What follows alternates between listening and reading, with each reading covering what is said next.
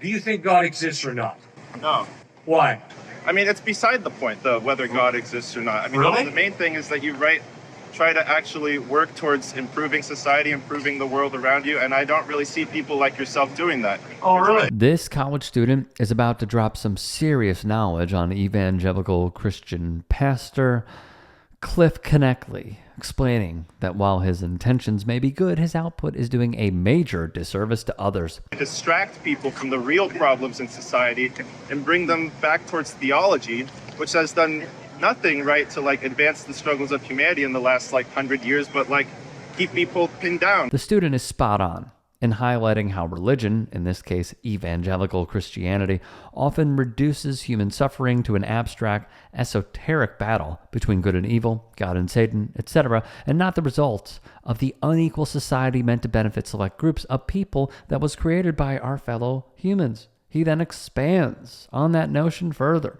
with a personal example from his life. In countries like Mexico, right, I travel a lot, so I have family there. The church is the biggest obstacle to people standing up for themselves against oppression. Really? It is one of the main pillars of oppression in that society. I know a lot of you guys don't agree with me, but, right, because the church is constantly saying, obey authority, just accept the way things are, pray that things will get better, and don't actually struggle against what is keeping you down. Don't actually struggle against the people that are coming and taking all the resources out of your land, that are paying you miserable wages. Just have a good work ethic, right? Have good values, pray, and accept the way things are. Brilliant analysis once again. The same can be said of other Latin American, Asian, and African countries that were colonized under the guise of spreading Christianity and civilizing the indigenous populations, when the real goal of colonization was always economically and geopolitically motivated.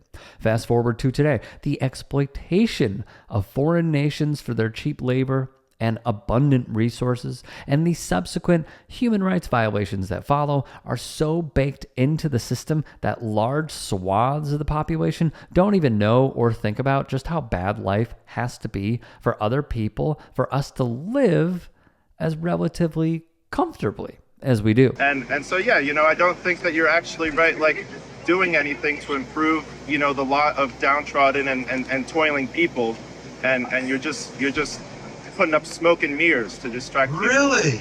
Yeah. What's the demographic with the most atheists in the world? Probably the wealthy countries, yeah. Oh my goodness, isn't that interesting? Knechtle's reply at the end says all you need to know about how he views the world. Wealthy nations also tend to have greater access to nutritious food, quality public education, and higher education, more stable economies and job markets, subsidized childcare, better worker protections and benefits, and an overall higher quality of life, all of which are factors that can contribute to someone straying away from religion altogether. Knechtle is arguing that his preaching is doing more to help the downtrodden turn their lives around than, for example, advocating for paid parental leave for workers and universal health care.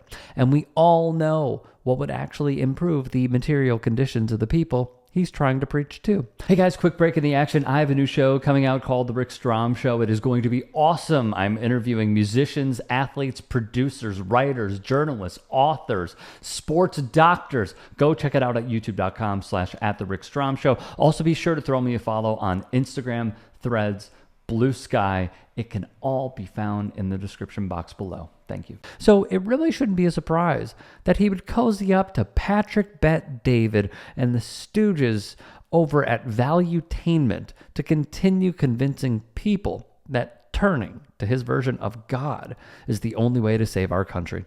And I'm still convinced that Satan is having a heyday in our culture, just ripping people away from Christ and ripping them away from the scriptures and having them buy into moral relativism, secularism.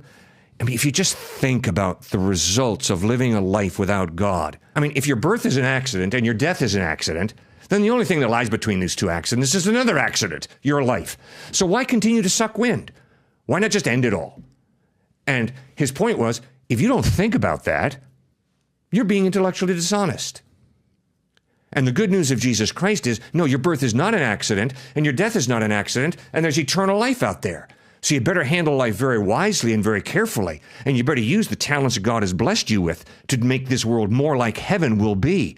And that's really understanding and coming to grips with the purpose of life. If you legitimately believe that human life has no intrinsic value outside of your specific religious beliefs, and you need the motivation of eternal life to guide you in making the world a better place, you need to do some serious self-reflection. Because you're effectively telling people that they have no agency and are completely useless in improving their own lives unless they submit to your flavor of Christianity, which is exactly why the student in the opening segment argued that preachers like Knechtle were doing. Keeping suffering people distracted from recognizing that they can, in fact, create tangible change in their lives and society as a whole, regardless of how difficult it may be to achieve the desired results. It's this big myth of agnosticism, that you can live your life not knowing, and that's intellectually acceptable and intellectually respected. Patrick, it's impossible to live an agnostic life out. You have to decide, is this person valuable or not? If so, why or why not? You have to answer the question, what's the purpose of my life? What are my ambitions and goals? You have no choice.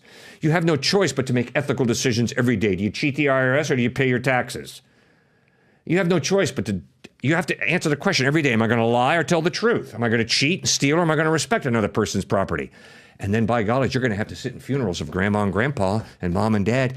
And I'm sorry, if you don't ask the question, is there life after death or not, you're brain dead. Again, you don't need religion to tell you or to believe in God to figure out that human life has value, that you define what your own purpose in life is, that you should act as ethically as possible, and that we don't have any evidence about what happens after you die.